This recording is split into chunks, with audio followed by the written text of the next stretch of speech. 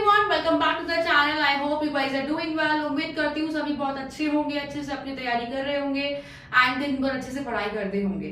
तो चलिए इस वीडियो में बात करने वाले हैं लॉ के बारे में कि आप कुछ अगर लॉ में पढ़ते हैं तो आप कैसे याद रखेंगे, how to remember law.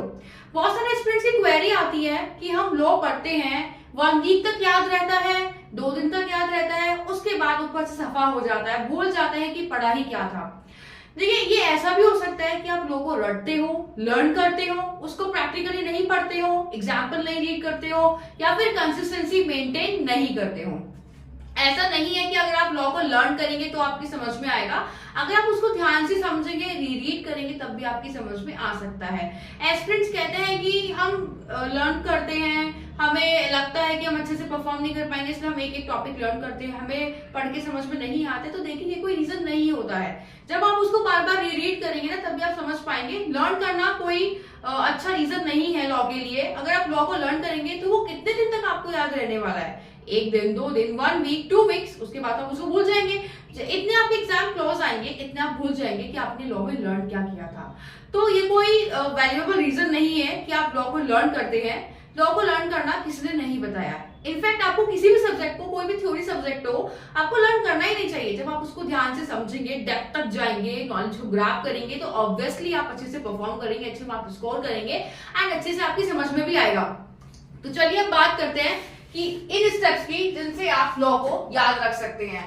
Number 1 is maintain your frequency. मतलब जैसे आपने सोच लिया है कि मुझे आज लॉ को पढ़ना है, तो आप आज ही पढ़ेंगे। और आज से आप डेली लॉ को पढ़ेंगे, चाहे आप 15 मिनट्स पढ़ते हैं, 25 मिनट्स पढ़ते हैं, 1 आवर पढ़ते हैं या 2 आवर पढ़ते हैं, आपको बिल्कुल भी ब्रेक नहीं देना है। अगर आप ब्रेक दे देते हैं तो ये आपकी फ्रीक्वेंसी ऐसे क्रॉस में कन्वर्ट हो जाती है। मतलब आपने वहीं से जो कमांड बनाई थी कि हाँ मुझे लॉ डेली पढ़नी है, वो वहीं से टूट जाती है। आपको बिल्कुल भी नेगेटिव नहीं होना है, पॉजिटिव अप्रोच के साथ चलिए, डेफिनेटली आप लॉ अच्छे से प्रिपेयर कर पाएंगे। इसमें फ्रीक्वेंसी मेंटेन करना बहुत बड़ा रीजन है। Frequency is just like consistency. अगर आप कंसिस्टेंसी को मेंटेन करेंगे तभी आप कोई चीज डेली बेसिस पर कर सकते हैं। बट अगर आपने सोच लिया है कि मुझे आज पढ़नी है लॉ, फिर 2 दिन बाद पढ़ूंगा ब्रेक के, तो वही आपकी कंसिस्टेंसी ब्रेक हो जाती है। सेकेंड रीजन आपका रहता है study at least 3 hours daily. ये नहीं है कि आप लॉ को 1 घंटा पढ़ लिए और आपकी समझ में आ गया। जब इतना टिपिकल सब्जेक्ट है लॉ, तो एकदम से आपकी समझ में नहीं आ सकता। ये भी नहीं है कि आप कॉन्टिन्यूसली 3 आवर्स की सिटिंग लगा के लॉ पढ़ेंगे, ऐसा भी नहीं है। आपको क्या करना है, अगर आप 1 आवर किसी टाइम लॉ को पढ़ने बैठ गए, उसी के बाद गैप देंगे 25 मिनट्स का या हाफ आवर का, उसके बाद फिर से पढ़ने बैठ जाइए। आपको लगभग अपने 3 आवर्स पूरे करने हैं। आप पूरे दिन में कभी भी पढ़ सकते हैं, कोई पर्टिकुलर आवर्स नहीं है, राइट। थर्ड है कि आपको मल्टीपल टाइम्स रिवीजन जरूर करना है। अगर आप रिवीजन नहीं करते हैं सीए कोर्स में, तो आपकी जो पास होने की प्रोबेबिलिटी होती है वो कम हो जाती है, राइट। अगर आप मल्टीपल टाइम रिवीजन करेंगे, उससे आपको बेनिफिट मिलेगा, उससे आपको समझ में आएगा कि आपने क्या पढ़ा है, आपने राइटिंग प्रैक्टिस कैसे करी, आपने कौन कौन से क्वेश्चंस प्रैक्टिस करे हैं, आपने कौन से एग्जाम क्वेश्चन पेपर जो होता है वो अटेम्प्ट करे हैं, आपने कितने प्रीवियस ईयर के क्वेश्चंस अटेम्प्ट करे हैं, वो सब आपको पता रहता है। और फिर आपको टेंशन भी नहीं रहती कि एग्जाम जैसा भी आएगा हम डेफिनेटली अच्छा ही करके आएंगे। नेक्स्ट पॉइंट है, आपको लॉ को रीड करना है। रिवीजन के साथ साथ इंपॉर्टेंट पॉइंट है रीडिंग। रिवीजन आपने कर लिया, ठीक है, आपने लिख के देख लिया, बट जब तक आप उसको बार बार रीड नहीं करेंगे तो आपकी समझ में कैसे आएगा आपने क्या पढ़ा है। अगर आपने आज लॉ को 1 चैप्टर रीड किया या फिर 1 यूनिट पढ़ी है और कल को आप भूल जाते हैं, तो आप तभी तो रीड करने बैठ रही है ना। तो रीडिंग बहुत इंपॉर्टेंट पॉइंट है लॉ के अंदर, इसको इंपॉर्टेंट मार्क कर लीजिए, बहुत इंपॉर्टेंट पॉइंट है। उसके बाद आपको खुद के सेल्फ नोट्स बनाने हैं। मतलब जब आपने लॉ के 1 यूनिट रीड कर ली, उसमें तो लिखा हुआ ही होता है, ऐसे तो अपने नोट्स आपको दिए हुए हैं, बट आपको खुद के भी तो नोट्स बनाने हैं ना। खुद के नोट्स बना के आपको क्या बेनिफिट मिलेगा कि आप एग्जाम में जाके अच्छे से लिख पाएंगे, अच्छे से कंक्लूजन की एंडिंग कर पाएंगे, अच्छे से प्रोविजन को अप्लाई कर पाएंगे, अच्छे से जितने भी साइड हेडिंग्स हैं, कीवर्ड्स हैं, उनको ध्यान से समझ पाएंगे। एंड सेल्फ नोट्स बनाने के बाद सबसे बड़ी हेल्प, सबसे बड़ा बेनिफिट ये होता है कि आप एग्जाम में केस स्टडी वाले क्वेश्चंस को आराम से समझ लेते हैं, आराम से क्वेश्चन की एंडिंग कर देते हैं, कोई भी प्रॉब्लम आपको नहीं आती है। मोस्टली स्टूडेंट्स ये होता है ना कि क्वेश्चन पेपर देख के एकदम पैनिक हो जाता है, अरे तो बहुत बड़ा क्वेश्चन पेपर आ गया, मैं कैसे सॉल्व करूंगी इसको। तो इसलिए आपको इसमें बहुत बड़ी हेल्प मिल जाती है। नेक्स्ट ये है memorise plus mind map notes.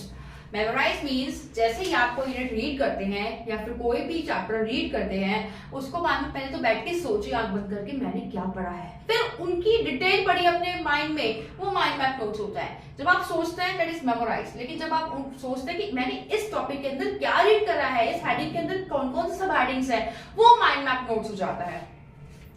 फिर है रेगुलर टेस्ट। अगर आप कोचिंग ले रहे हैं, चाहे ऑफलाइन ले रहे हैं या ऑनलाइन ले रहे हैं, दोनों ही मोड्स पर टेस्ट बहुत जरूरी है। टेस्ट नेसेसिटी है लॉ की। जब तक आप टेस्ट नहीं देंगे ना, तो आपको आपकी परफॉर्मेंस का पता नहीं चलेगा कि आपने कैसे परफॉर्म किया है लॉ में, आपने कैसे लिखा है, आपने कैसे क्वेश्चन को अटेम्प्ट करा है, क्या आपको सारे कीवर्ड्स अच्छे से आता है, क्या आपको सारे साइड हेडिंग्स अच्छे से आते हैं। That all about regular test. Next है solve all the RTPs and MTPs plus PYQs भी ऐड कर लीजिए। इंपॉर्टेंट पॉइंट है ये भी। आपको एग्जाम में लॉ के पेपर में स्पेशली आरटीपीज एमटीपी सॉल्व करे बिना नहीं जाना है। फॉर इंस्टेंस अगर आप जाते भी हैं तो बहुत रिग्रेट करने वाले हैं। ये पॉइंट आप आज ही मार्क करके रख लीजिए, आज की डेट में।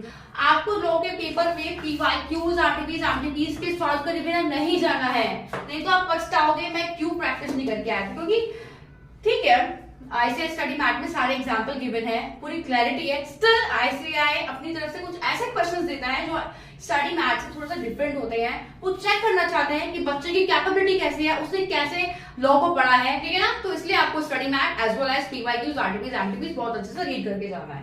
नेक्स्ट है आपको राइटिंग प्रैक्टिस करनी है। अगर आपकी राइटिंग प्रैक्टिस अच्छी होगी, फास्ट होगी, तो आपका पेपर टाइम से कंप्लीट हो जाएगा। बट अगर आपकी राइटिंग प्रैक्टिस अच्छी नहीं हुई और आप स्लो राइटर हुए, तो आपको पेपर छूटने के पूरे चांसेस रहेंगे। नेक्स्ट है 2 क्वेश्चंस आपको डेली राइटिंग में प्रैक्टिस करने हैं। आई एम नॉट सेइंग कि आप ज्यादा करिए, 2 क्वेश्चंस तो एटलीस्ट आप प्रैक्टिस कर ही सकता है। देखिए 2 क्वेश्चंस बहुत सफिशिएंट है। अगर 2 क्वेश्चंस आप डेली राइटिंग में प्रैक्टिस करेंगे ना, तो सितंबर तक आपकी बहुत अच्छी ग्रिप हो जाएगी क्वेश्चंस पर। आप इतने पक्के हो जाएंगे आंसर लिखने में कि टीचर आपको पेपर देगा, आपको कहेगा अरे सर इतनी सी बात है, ये तो अभी हो जाएगा। तो इसलिए आपको घबराना नहीं है। 2 क्वेश्चंस डेली प्रैक्टिस करने हैं। अगर कोई पास करना चाहता है पास कर लीजिए, वो आपकी विश है कि आप कितने प्रैक्टिस कर सकते हैं। बट हाँ ये तो है कि आपको 2 क्वेश्चंस करने ही करने, चाहे कुछ भी हो जाए। लास्ट है सेक्शंस की बात।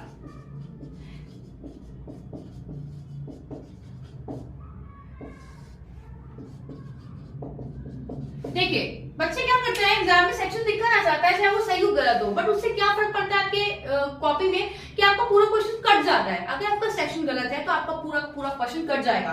बट अगर आपका सेक्शन एकदम सही है और आंसर गलत है तो आपको तब भी मार्क्स मिल जाएंगे। बट अगर सेक्शन गलत हुआ तो आपका पूरा क्वेश्चन कट जाएगा। तो आपका आंसर बिल्कुल सही था और आपका सेक्शन गलत था। इसलिए सेक्शन लिखना कोई कंपल्सरी नहीं होता एग्जाम में। अगर आपको अच्छे से याद है, आप एकदम 100% कंफर्म है कि हाँ इसका सेक्शन यही है, तो आप तभी लिख कर आएंगे, अदरवाइज आपको सेक्शन नहीं लिखना है।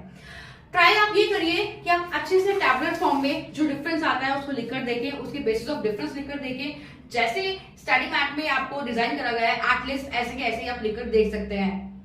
जैसे स्टडी मैट में आपको डिजाइन करके दिया गया है डिफरेंस, वैसे ही आप अपनी सेल्फ स्टडी प्रैक्टिस में करेंगे।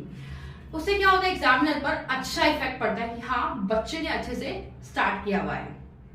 फर्स्ट क्वेश्चन एग्जाम में कंपल्सरी होता है, उसके बाद आप कोई सा भी क्वेश्चन पहले अटेम्प्ट कर सकते हैं।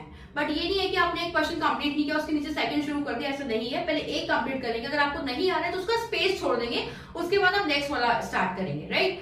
अगर आप इस स्ट्रैटेजी को फॉलो करते हैं डेफिनेटली अच्छे मार्क्स स्कोर करने वाले हैं। बट अगर आप फॉर इंस्टेंस अपनी पढ़ाई को लेते रहेंगे, फॉर ग्रांटेड ट्रीट करते रहेंगे, चलो हो जाएगा, सितंबर आने में बहुत टाइम है, आराम से कर लेंगे, तो बिल्कुल भी नहीं होने वाला है। Start from today not from tomorrow. अगर आज से स्टार्ट करेंगे ना तो बहुत बेनिफिट में रहने वाले हैं। कल से स्टार्ट करेंगे ना तो कल जो आइडियाज, जो आज के आइडियाज है ना कल के लिए, वो फ्लॉप हो जाएंगे। इसलिए आज से स्टार्ट करिए बिना किसी सेकंड थॉट के। तो चलिए, अगर आपको वीडियो अच्छी लगी तो इस वीडियो को जरूर लाइक करिए, बाकी इस वीडियो को शेयर करिए, हमारे चैनल को सब्सक्राइब करिए। Thank you.